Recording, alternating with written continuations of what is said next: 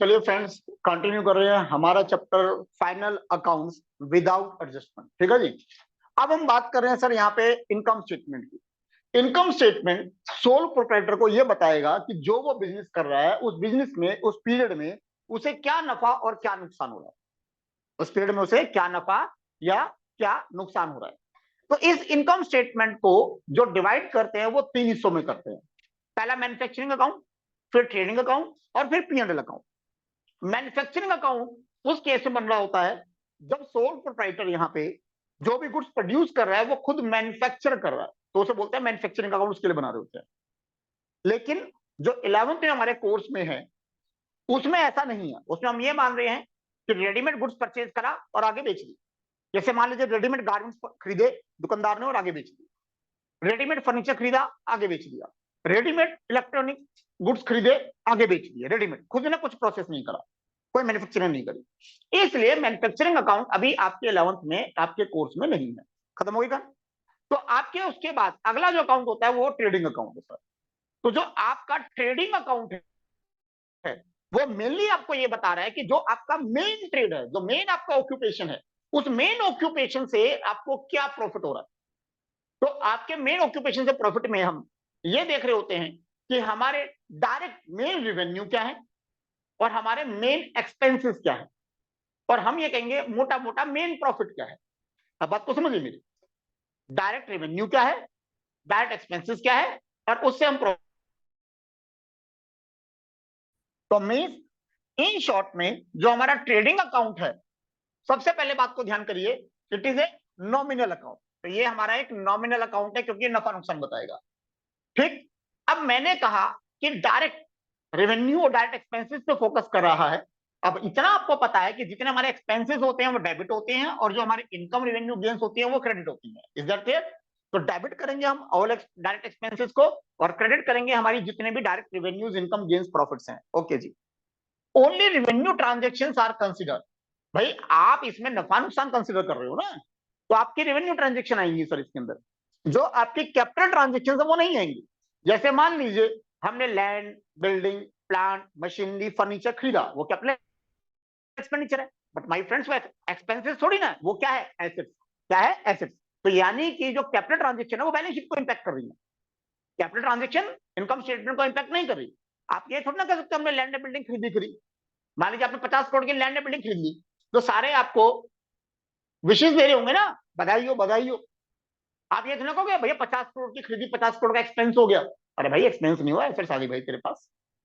Is that clear? तो इसका मतलब कभी भी आपका जो कैपिटल एक्सपेंडिचर है वो आपको यहां पर देखने को नहीं मिल रहा होगा, आपको केवल रेवेन्यू ट्रांजेक्शन यहां देखने को मिल रही होंगी। Only current year transaction are recorded. यहां पर जो आपका इंपैक्ट है वो केवल और केवल करंट ईयर के ट्रांजेक्शन का होगा, यानी पिछला साल या आगे आने वाले साल का इंपैक्ट यहाँ पे नहीं होगा। तो अब इन शॉर्ट में डायरेक्ट एक्सपेंस, डायरेक्ट रेवेन्यूज हमें डालने हैं सर। अब जरा ध्यान देते हैं सर, बिल्कुल प्रैक्टिकल आस्पेक्ट। सर जो हम बिजनेस कर रहे हैं, तो मैंने क्या कहा, ट्रेडिंग बिजनेस है। एज इट इज खरीद रहे हैं, एज इट इज बेच रहे हैं। तो जो बेच रहे हैं उससे ज्यादा डायरेक्ट रेवेन्यू क्या होगा हमारा, उससे ज्यादा डायरेक्ट रेवेन्यू क्या होगा। तो मींस क्रेडिट साइड पे हमें यहाँ पे ट्रेडिंग अकाउंट में देखने को मिलेगा सेल्स। ठीक है जी। तो जो आपका हमारा जो यहाँ पे ट्रेडिंग अकाउंट है, ट्रेडिंग अकाउंट के क्रेडिट साइड में हमें यहाँ पर देखने को मिलेगा हमारा सेल्स। ठीक है जी। तो इसका मतलब ये हमारी यहाँ पे हमें सेल्स दिख रही है, बाय सेल्स। अब क्वेश्चन ही आता है मान लीजिए आप बिजनेस के मालिक हो, आपने एक सेल्स मैनेजर अपॉइंट कर रखा है, और मान लीजिए 1 मिनट के लिए आप जो सेल्स कर पाते थे वो कर पाते थे मान लीजिए 20 लाख 30 लाख मैक्सिमम। आपने नया मैनेजर अपॉइंट किया था और उसके कहने पे आपने बहुत सारा माल खरीद लिया। उसने कहा मैं सेल कर दूंगा, चिंता मत करिए, आप खरीदिए। आपने खरीद लिया सर। उसने कहा बाबू जी 2 करोड़ की सेल करिए, मैंने 2 करोड़ की। आपने कहा शाबाश, 2 करोड़ की। बस 1 करोड़ 70 लाख वापिस आ गया, और कोई दिक्कत नहीं।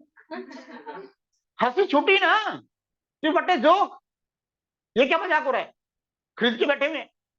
तो भैया आपका मेन रेवेन्यू सेल्स नहीं है, नेट सेल्स है। सेल्स थोड़ी ना है, नेट सेल्स अगर रिटर्न हो गई तो वो तो ना रेवेन्यू है। तो इसलिए सेल्स में से सेल्स रिटर्न आपने माइनस कर दिया, तो वो है आपका नेट रेवेन्यू। बात समझ आती है? अब आगे चलते हैं जी। अब आप ये बताइए सर, जो आप रेडीमेड सामान खरीद के आगे बेच रहे हैं, तो कोई आप एग्जांपल ले लीजिए जो आपका मन करे। गारमेंट्स का एग्जांपल ले लेता हूं मैं, कि आप रेडीमेड गारमेंट खरीदते हैं और आप आगे बेच देते हैं। आप बताइए सर, पिछले साल का कोई गारमेंट्स बचा हुआ है,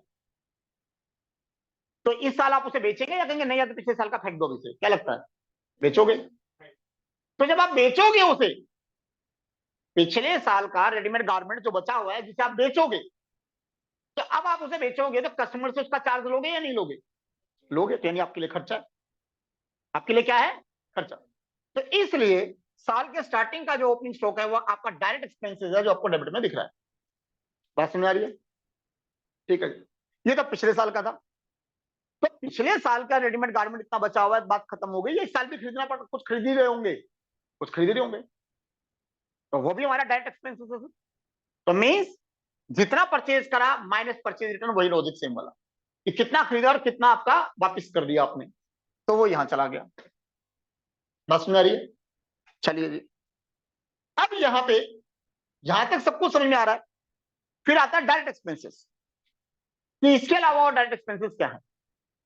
तो जहां आप ध्यान करिए, मैंने आपको जनरल एंट्री पढ़ाया था, लेजर पढ़ाया था, वहां भी मैंने आपको ये थोड़ा सा बताया था डायरेक्ट एक्सपेंसेस। दोबारा इसे रिपीट कर देता हूं।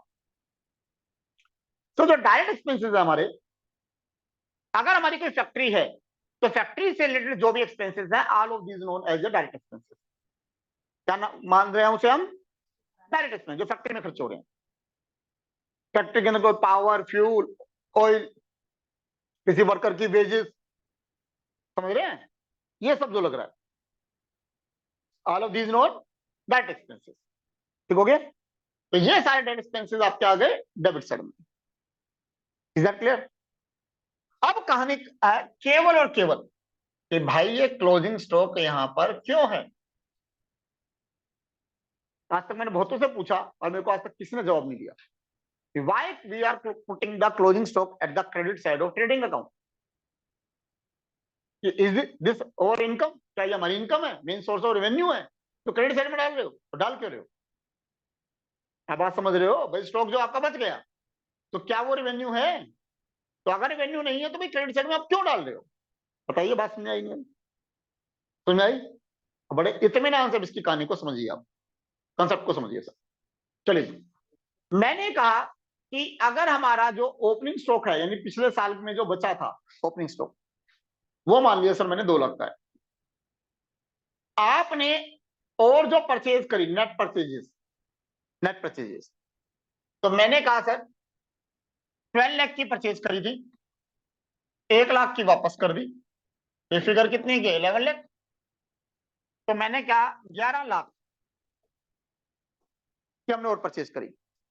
टोटल कितना हो गया सर? 13 लाख। बोले सर, बात समझ आती है कि टोटल कितना हो गया? 13 लाख। ठीक हो गया जी? अब आप ये बताइए sir, at the end of the period अगर कोई स्टॉक बच गया, तो क्या वो आपका एक्सपेंस है? वो तो आपकी दुकान पे रखा हुआ है, वो स्टॉक का एक्सपेंस क्या है? वो कस्टमर से कैसे चार्ज कर लोगे आप बताइए, बात सुनने आ रही है नहीं आ रही? जो आपने जो पिछले साल का 2 लाख का स्टॉक रखा था, 11 लाख का स्टॉक आपने नेट परचेज और कर लिया, 13 लाख का स्टॉक हो गया। अब मान लीजिए 1 मिनट के लिए, आपके साल के लास्ट में जो क्लोजिंग स्टॉक जो बच गया, अगर वो 4 लाख बच गया, तो क्या आप ये कह सकते हो 13 लाख का आपका खर्चा है? नहीं भाई, वो तो फिर 9 लाख रह गया। क्या रह गया? 9 लाख। तो ये क्या है? Cost of material consume. भैया कितने का हमारा कॉस्ट जो है मटेरियल का कंज्यूम हो गया। बात सुन आ रही है? तो अब या तो अब हम ये सारे, अब यहां पे इसमें ध्यान दें, तो ओपनिंग स्टॉक मैंने बोला सर 2 लाख, 11 लाख, तो अभी कितना है? 13 लाख। 4 लाख माइनस होना चाहिए, तो इसका मतलब क्लोजिंग स्टॉक मुझे 4 लाख यहां माइनस करना चाहिए। Is that clear? तो या तो मैं 4 लाख को यहां माइनस करूं, या मैं उसे अगेंस्ट में उधर दिखा दूं, बात तो वही आएगी, इंपैक्ट। तो इंपैक्ट को रखने के लिए 4 लाख यहां रखा है, नहीं तो एथिकली, एथिकली इनर कॉलम में ये 4 लाख यहां माइनस होना चाहिए। बताइए सर, लॉजिक समझ में आया नहीं आया? Is that clear? तो इसका मतलब आपका जो क्लोजिंग स्टॉक है सर, वो कोई रेवेन्यू नहीं है, बेसिकली वो एक्सपेंस को आपके डायरेक्ट उसको कॉस्ट ऑफ मटेरियल कंज्यूम को कम करेगा। तो इसलिए डेबिट में माइनस ना करके उसे क्रेडिट साइड में इंपैक्ट को डाल दिया गया। बात सुना गई? तो अगर मान लीजिए इसी बात को मैं आगे बढ़ाऊं 1 मिनट के लिए, तो अगर मान लो यहाँ पे जो हमने सेल करी थी, ठीक है जी, वो सेल करी थी सर हमने 15 लाख की, और 2 लाख का सर हमें बस वापिस आ गया सर, तो नेट सेल्स कितने की हुई? 13 लाख की। टोटल कितना हो गया? 17 लाख। तो अगर मान लीजिए 17 लाख जो हो गया, इसमें से मैं 13 लाख माइनस करता हूं, तो सर 4 लाख का मेरे पास मेन प्रॉफिट हुआ। तो उस मेन प्रॉफिट को जो हम नाम दे रहे हैं, वो दे रहे हैं ग्रॉस प्रॉफिट। क्या नाम दे रहे हैं? Gross profit. Unfortunately by chance अगर ये साइड एक्सीड करके डेबिट साइड और क्रेडिट साइड में फिगर आती है, तो ये हो गया हमारा मेन लॉस, और उस मेन लॉस को क्या बोल रहे हैं? Gross loss. तो that is the trading account. अब जरा ध्यान दीजिए सर, डायरेक्ट एक्सपेंसेस की मैंने कहानी बता दी आपको, जो expense that's related to factory. Direct expenses में all expenses belongs to factory, या कोई रॉ मटेरियल परचेज करो उस पर कोई एक्सपेंसेस हो रहे हैं, या कोई एक्सपेंसिव प्रोडक्शन प्रोसेस पे हो रहे हैं, तो वो सारे डायरेक्ट एक्सपेंसेस हैं। एग्जांपल के नाम पे sir carries, carries inward, carries in purchase, एक ही बात है सर, नाम ही दे दे आपको सीधा, वो डायरेक्ट एक्सपेंसेस, बात खत्म हो गई sir. Power, gas, fuel etcetera. Sir power, gas, fuel अगर कुछ नहीं कह रहे तो कहां यूज होगी? फैक्ट्री में। एक्चुअली में पावर और इलेक्ट्रिसिटी में फर्क है सर। होता क्या है, जो फैक्ट्री होती है सर, फैक्ट्री में जो आपके पास इलेक्ट्रिसिटी कनेक्शन आता है, जैसे मान लीजिए हमारे पास घर में जो कनेक्शन आता है, उसमें क्या होता है, आपकी 3 लाइन होती हैं सर, एक फेज 1, एक फेज 2 और एक फेज 3, 3 फेज होते हैं, एक न्यूट्रल होता है और एक अर्थ होता है सर। यानी कुल मिला के ये लाइन हमारे पास घर में आ रही होती है। तो होता क्या है, जो हमारा घर है उसमें कोई एक फेज और एक न्यूट्रल आ जाता है, इसे प्लस बोलते हैं, इसे माइनस बोलते हैं, और हमारा और अर्थ का तार खिंच मन करता है तो हम वो भी खिंचवा लेते हैं, और हमारा काम चल जाता है। बताइए बात समझ आती है? क्लियर है? अब कहानी में ट्विस्ट देखिए सर, अब कहानी होती है जो हमारी फैक्ट्री जब चल रही होती है सर, ठीक है जी, तो इसमें जो मशीनरी लगी होती है, बड़ी हैवी हैवी मशीनरी लगी होती है। तो अगर इसमें हमने ऐसा काम किया कि हमने एक फेस और एक न्यूट्रल ले लिया, मान लीजिए प्लस और माइनस, तो सर इसमें इतना वर्कलोड होता है कि पता चलेगा खंबे की जो लाइट है खंबे पे सर, वो फ्लक्चुएट होनी शुरू हो जाएगी। आप ध्यान करिए, पहले कभी डेसू हुआ करता था तो लाइट फ्लक्चुएट हुआ भी करती, तो उस टाइम में सर सब ऐसे काम चल रहा था आंख मीच के। तो अब ऐसा नहीं है, अगर हैवी मशीन होती है तो उसको क्या कहा जाता है कि भाई एक तार ये खींच, एक तार ये खींच और एक तार तीनों फेस खींच, इससे अब प्लस ज्यादा मजबूत हो गया क्योंकि गर्म तार यही होती है, न्यूट्रल ठंडी होती है। तो अब इस पे जब ये होता है तो हैवी लोड, अब वो लोड तीनों फेस में बढ़ जाता है। यानी कि आप ये ध्यान करिए, अगर मैं बात करता हूं सर, मान लो मेरे घर में लिफ्ट लगी हुई है, तो अब लिफ्ट सर हैवी हो गई, तो लिफ्ट में सर 3 फेस मीटर ले लेता है कि तीनों फेस आए हुए हैं, एक न्यूट्रल आया हुआ है, अर्थ आया हुआ है, और फिर वो लिफ्ट काम कर रही है। तो जब लिफ्ट काम कर रही है तो किसी अड़ोस पड़ोस को मेन को कोई दिक्कत नहीं हो रही, क्योंकि तीनों फेस में वो लोड बट गया। ठीक है, इसे बोलते हैं पावर। क्या बोलते हैं इसे? पावर। इलेक्ट्रिसिटी मतलब सिंपल एक फेस एक न्यूट्रल। Is that clear? तो ये पावर कुछ नहीं कह रहा, तो ये कहां होगा सर? फैक्ट्री में यूज होगा। गैस, फ्यूल, अब कई बार क्या होता है, जैसे मशीनरी है, अब उसके अंदर हीट करानी पड़ती है प्रोडक्ट को बनाने के लिए, तो वहां गैस यूज होती है, फ्यूल यूज होता है। कुछ नहीं कह रहा, फैक्ट्री में होगा सर। फैक्ट्री की इंश्योरेंस, बात खत्म हो गई सर। वेजेस, वेजेस वो अमाउंट है जो वर्कर को दिया जाता है, और वर्कर कहां काम करते हैं? फैक्ट्री में। वेजेस एंड सैलरी, जब वेजेस सैलरी इकट्ठा दे दिया, इसका अर्थात ये है कि ये वो लोग हैं जो फैक्ट्री में भी काम कर रहे हैं और ऑफिस में भी काम कर रहे हैं, लेकिन मेन जो इनका जो टाइम जा रहा है वो जा रहा है फैक्ट्री के अंदर।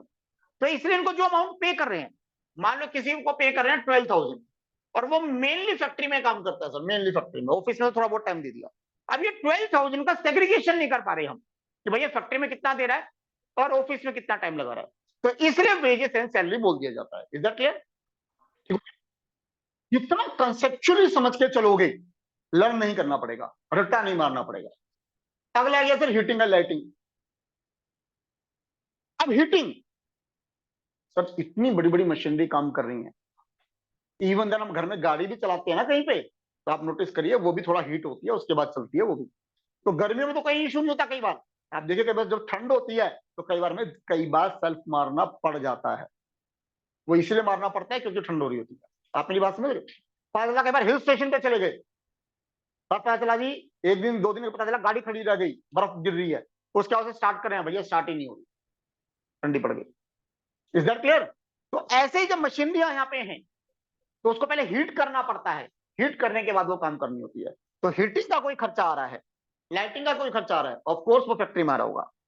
वाटर एंड इलेक्ट्रिसिटी, अगर कुछ नहीं कह रहे तो हम ये मान लेते हैं वाटर एंड इलेक्ट्रिसिटी सिर्फ फैक्ट्री में हो रहा होगा।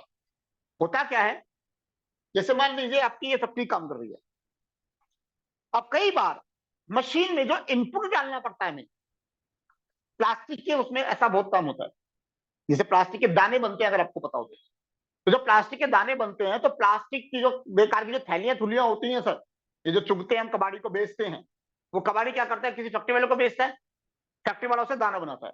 लेकिन दाना कैसे बनाते हैं फैक्ट्री, वो तो थैलियां गंदी है, हमने यूज कर रखी है ना। तो पहले पूरा एक जगह बना रखी होती है और सारी थैलियां वगैरह उसमें डाल दी जाती हैं, पानी चलता है धड़ाधड़ और सारी उसको साफ करी जाती है। साफ कर दी, साफ करने के बाद उन्हें मशीन में डाला जाता है और वो मेल्ट हो जाती है और वो बना के भी दाने बना दिए जाते हैं। समझ आ गई मेरी बात? तो इसका मतलब यहां पर ये जो वाटर यूज हो रहा है, इलेक्ट्रिसिटी यूज हो रही है, कुछ नहीं कह रहे तो फैक्ट्री में यूज हो रही है, जब तक वो ना बोले। समझ आ गई मेरी बात? तो वाटर एंड इलेक्ट्रिसिटी, और उसके बाद मशीन में हीट कर रहे हैं और हीट करने के बाद वो मेल्ट हो रही है, मेल्ट होने के बाद दाने बनते हैं। आइए जी, मैन्युफैक्चरिंग प्रोडक्शन एक्सपेंस अगर ऐसा सीधा बोल देता है तो कोई कंफ्यूजन ही नहीं है। Commission on purchase, on purchase sir, purchase sale नहीं है। तो परचेज क्या करोगा, मटेरियल, तो उस पर कोई कमीशन है तो डायरेक्ट है सर। फैक्ट्री एक्सपेंस बोल दिया, कहानी खत्म। फैक्ट्री की लाइटिंग बोल दी, कहानी खत्म। फैक्ट्री का रेंट बोल दिया, कहानी खत्म। तो अगर फैक्ट्री से रेंट कुछ बोल दिया फिर तो कोई कहानी ही नहीं है सर, फिर तो कोई सोचने का विषय ही नहीं है। अब अगला आता है सर पैकिंग। तो अब हमने बोला सर प्राइमरी पैकिंग। अब देखिए सुनिए, ऐसा होता है कोई प्रोडक्ट हम बेच रहे हैं, तो अब उसके ऊपर पैकिंग कर रहे हैं। एक पैकिंग होती है अट्रैक्टिव पैकिंग, एक होती है प्राइमरी पैकिंग। एक पैकिंग इसलिए कर रहे हैं कि कस्टमर को अट्रैक्ट करने के लिए कर रहे हैं, वो भी सेकेंडरी पैकिंग हमारी। एक होता है प्राइमरी पैकिंग, भाई अगर उस पैकिंग को नहीं करेंगे तो हम उस प्रोडक्ट को बेच ही नहीं सकते। अब जैसे मान लीजिए 1 मिनट के लिए, अमूल कंपनी है, मदर डेयरी है, मिल्क बेच रही है। अब वो ये तो नहीं कहेगी जी हाँ जी दूध दे रहे हैं तो आ लाओ जी, हाथ करो जी, कुछ या कुछ लाओ ऐसे। तो यहाँ पर जो थैली है, जिस थैली में पैक करके आता है, जैसे प्राइमरी पैकिंग। तो प्राइमरी पैकिंग फैक्ट्री से रिलेटेड है सर। इसी जैसे अगर ये प्योर घी बेच रहे हैं, बटर बेच रहे हैं, तो पैकिंग करनी पड़ रही है, प्राइमरी पैकिंग। अरे बात सुनने, तो प्राइमरी पैकिंग जो नेसेसरी है गुड्स को बेचने के वक्त करना, जिसके बगैर बेच ही नहीं सकते आप अपने गुड्स को, तो वो प्राइमरी पैकिंग है। And that is a part of the factoring, that expenses sir. Freight octroi cartage sir, freight octroi cartage वही कहानी है सर, ये आपका डायरेक्ट एक्सपेंसेस है और ट्रांसफर कर देंगे फैक्ट्री में। अब सर आपका एक्साइज ड्यूटी ये नहीं आएगा सर, क्योंकि अब तो जीएसटी हो चुका है सर, इसलिए इसको हटा देता हूं सर मैं आपका। डॉक चार्जेस, क्लियरिंग चार्जेस, जरा समझिए मेरी बात को। क्या होता है सर, ये मैंने अभी अपनी फैक्ट्री बनाई थी, ठीक हो गया, ये सर ये फैक्ट्री है, ये धुआं निकल रहा है सर, ये हमारी मशीनरी काम कर रही है। अब हमें रॉ मटेरियल चाहिए सर। अब ये हमारी कंट्री हो गई, तो मत चल भाई, ये हमारी कंट्री हो गई। अब सर ये कोई दूसरी कंट्री है, अब हम रॉ मटेरियल दूसरी कंट्री से मंगा रहे हैं। अब शिप के थ्रू या किसी शिप के थ्रू सर यहाँ पे हमारे पास माल आ रहा है, ठीक है जी।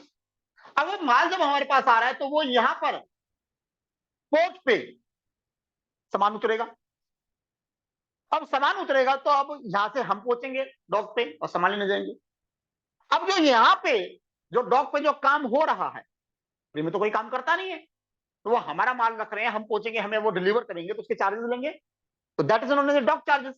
तो डॉक चार्जेस किस पे हुए, जो हमने माल खरीदा, और माल खरीदा तो कहां जाएगा, फैक्ट्री में, that's related to that expenses, factory से रिलेटेड है। तो इसलिए जो डॉक चार्जेस हैं या क्लियरिंग चार्जेस बोल रहे हैं, वो डायरेक्ट एक्सपेंसेस का पार्ट हुए। Import duty, custom duty. अब मान लीजिए आप ये इंपोर्ट कर रहे हो, इस पर कोई टैक्स लग रहा है, तो इंपोर्ट क्या कर रहे हो, कुछ नहीं कह रहा, तो रॉ मटेरियल।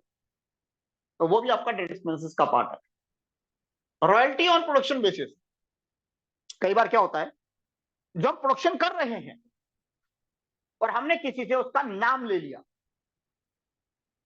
किसी से हमने उसका नाम ले लिया, जैसे मैं बताता हूं आपको, जैसे कोई ब्रांड में है, हमने कह दिया लिवाइस, ब्रांड हो गया सर। अब लिवाइस के सर कोई तो बना रहा है, अब पता चला जी लिवाइस से हमने कॉन्ट्रैक्ट कर लिया कि जी हम जो बनाएंगे वो लिवाइस का प्रोडक्ट बनाएंगे, लिवाइस हमें सारा टेक्निक वगैरह सब कुछ दे देगा, वट जो भी है। तो अब जो लिवाइस से बात हो गई, हम जितने भी यूनिट बनाएंगे हर यूनिट पे वो हमसे इतने रुपए चार्ज कर लेगा अपने नाम के।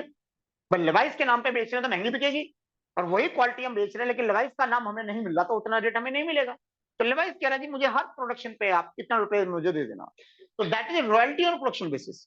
तो अगर प्रोडक्शन पे है तो फैक्ट्री हो गई, लेकिन अगर यही रॉयल्टी प्रोडक्शन पे ना होके अगर सेल पे हो जाए, कि भाई जो आप सेल करोगे उस पर देना, तो सर सेल फैक्ट्री में नहीं कर रहे आप, सेल फैक्ट्री में नहीं कर रहे, सेल आप करोगे सर बड़े चमकदार शीशे विशे लगे होंगे शोरूम पे, तो शोरूम के एक्सपेंसेस यहां नहीं आते सर ट्रेडिंग में, तो वो अगला बताऊंगा पीएनएल अकाउंट, वहां पर जाएंगे।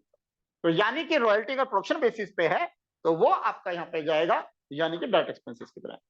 चलिए, अब एक इंटरनल एक कंसेप्ट होता है ट्रेडिंग का, कॉस्ट ऑफ गुड्स सोल्ड, कि जो गुड्स हमने बेच दी उसकी कॉस्ट हमें क्या पड़ रही है। तो आप ध्यान करिए, भी इनडायरेक्टली मैंने आपको बताया सर, जो कॉस्ट ऑफ मटेरियल कंज्यूम बताया उसमें सिर्फ एक फर्क है कॉस्ट ऑफ गुड्स सोल्ड में, और वो फर्क किस चीज का है, केवल डायरेक्ट एक्सपेंसेस का। जो फर्क है केवल और केवल डायरेक्ट एक्सपेंसेस का फर्क है, डायरेक्ट एक्सपेंसेस और आ जाएंगे। कॉस्ट ऑफ गुड्स सोल्ड, कि भैया जो हमने गुड्स बेची है उसकी कॉस्ट क्या है, जरा ध्यान लगाइए सर। मैंने कहा सर ओपनिंग स्टॉक जो पिछले साल का बचा था वो इस साल हमने बेचा है, तो कॉस्ट ऑफ गुड्स सोल्ड का पार्ट है। फिर मैंने कहा प्लस नेट परचेजेस, अब नेट परचेज अपने दिमाग में रखिए sir, purchase minus purchase return, sir वो हमारे कॉस्ट ऑफ गुड्स सोल्ड का पार्ट है।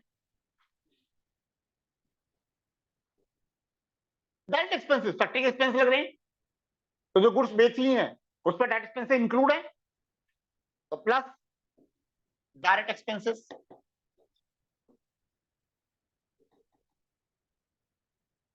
लेकिन अब यहां पे कहने क्या है, जो आपके पास सामान बच गया, भैया वो कॉस्ट थोड़ी ना है, वो तो आपके पास बचा हुआ है, तो वो हमें क्या करना पड़ेगा, माइनस। तो ये आपके पास आएगा cost of goods sold, short form COGS, COGS के नाम से बहुत फेमस है कॉस्ट ऑफ गुड्स सोल्ड। तो अपने आप में कॉस्ट ऑफ गुड्स सोल्ड निकालना पेपर में बहुत आता है, कॉस्ट ऑफ गुड्स सोल्ड निकालना पेपर में एग्जाम में बहुत आता है। बोले सर बात समझ आती है, इज दैट क्लियर। अब बात को सुनिए सर, मैं कह रहा हूं अगर एक ये सर्कल है, हम यहां पे खड़े हैं और हमें यहां पहुंचना है, तो सर हम ऐसे भी जा सकते हैं और हम ऐसे भी जा सकते हैं, इज दैट क्लियर। तो एक तरीका तो मैंने आपको ये दे दिया, दूसरा तरीका जो हमने सेल्स करी है उसमें से हम अपना मेन प्रॉफिट को हटा दें तो कॉस्ट ऑफ गुड्स सोल्ड आ जाएगा, भी हमारे को इतनी कॉस्ट पड़ी। तो दूसरा तरीका short, net sales minus gross profit, तो दोनों से आपका जो आंसर आएगा that will be 100% remaining same. अब देखिए फ्रेंड्स, जनरल चैप्टर हम पढ़ चुके हैं, आपको ध्यान होगा उस वक्त मैंने कई बार बोला भी था कि भाई ये जनरेटिव टाइम में कुछ मैं थोड़ी बहुत कुछ बता रहा हूं, लेकिन इसका मेन कंसेप्ट जो आपको समझ में आएगा वो फाइनल अकाउंट में आएगा, अगर आपको ध्यान हो। तो आप ध्यान करिए, ट्रेडिंग अकाउंट एक प्रकार का लेजर ही है, तो अपने दिमाग में हम ट्रेडिंग अकाउंट को ध्यान में रखें, और अगर हम उसको ध्यान में रख रहे हैं तो जरा आप ध्यान करें उसको। तो मैंने कहा जो हमारा ये ट्रेडिंग अकाउंट है, ट्रेडिंग अकाउंट, तो यहां पे आपका क्या है सर, ओपनिंग स्टॉक, तो ट्रेडिंग के डेबिट में है, इसकी एंट्री क्या होगी, ट्रेडिंग टू ओपनिंग स्टॉक, तभी तो ट्रेडिंग अकाउंट के डेबिट साइड में ओपनिंग स्टॉक जाएगा, आ रहा सुनने। फिर आपका यहाँ पे क्या था, परचेजेस, तो ट्रेडिंग के डेबिट में, तो ट्रेडिंग टू परचेजेस, समझा गया मेरे पास, माइनस परचेज रिटर्न, नेगेटिव हो गया तो opposite entry, purchase return to trading account. ध्यान करिए, ये हम जितने भी नॉमिनल अकाउंट ट्रांसफर कर रहे हैं, तो आप याद करिए जब लेजर पढ़ाता था तो आप परचेज अकाउंट का बैलेंस ट्रेडिंग अकाउंट में ट्रांसफर करते थे, आप अभी भी ध्यान कर लीजिए। आप ध्यान कर लीजिए, परचेज रिटर्न का बैलेंस आप ट्रेडिंग अकाउंट में ट्रांसफर करते थे। Is that clear? परचेज का बैलेंस क्या होता है? डेबिट। तो खत्म करने के लिए क्या करोगे? क्रेडिट। परचेज रिटर्न का बैलेंस क्या होता था? क्रेडिट। खत्म करने के लिए क्या करोगे? डेबिट। आ रहा सुन में? ठीक हो गया? तो अपने दिमाग में ट्रेडिंग अकाउंट को ध्यान रखिए। अब अगला क्या? Direct expenses. तो डायरेक्ट एक्सपेंसेस पर आप यहां डाल देते डेबिट में, तो एंट्री क्या हुई? Trading account debit to direct expenses. तो जितने भी डायरेक्ट एक्सपेंसेस हैं सारे के सारे ट्रेडिंग अकाउंट में ट्रांसफर करोगे आप। ठीक हो गया? तो जितने भी डायरेक्ट एक्सपेंसेस हैं तो वो सारे मैंने आपको बता दिए सर। तो ये जो आप एंट्री देख रहे हो, ट्रेडिंग टू डायरेक्ट एक्सपेंसेस, ये एक एंट्री नहीं है, क्यों? जितने भी डायरेक्ट एक्सपेंसेस सबके लिए एंट्री है। जैसे मैंने कहा वेजेस आपका, तो ये जो ट्रेडिंग टू डायरेक्ट एक्सपेंसेस आप देख रहे हो, डायरेक्ट एक्सपेंस ऐसे कोई एंट्री नहीं होने वाली। यानी यहां एंट्री होनी है trading to wages, trading to power and fuel. आप समझ रहे हो मेरी बात को? जितने डायरेक्ट एक्सपेंस है उनका इंडिविजुअली नाम आएगा। ठीक? तो इस बात को करने के बाद आपको लेजर और क्लियर हो जाएंगे कि भाई लेजर की क्लोजिंग कर रहे हैं, साल के लास्ट में क्लोजिंग कर रहे हैं, तो भाई कौन सा ट्रेडिंग में जाएगा। Now it's very clear. ठीक? अब उसके बाद ध्यान करिए सर, जब हम ट्रेडिंग अकाउंट बना रहे थे तो ट्रेडिंग के क्रेडिट साइड में सर हम सेल्स डाल रहे थे। तो ट्रेडिंग क्रेडिट है, तो एंट्री क्या हुई? Sales to trading account. Sales to trading account. अब सेल्स का बैलेंस क्या होता है? क्रेडिट। खत्म करने के लिए आप क्या कर रहे हो? डेबिट।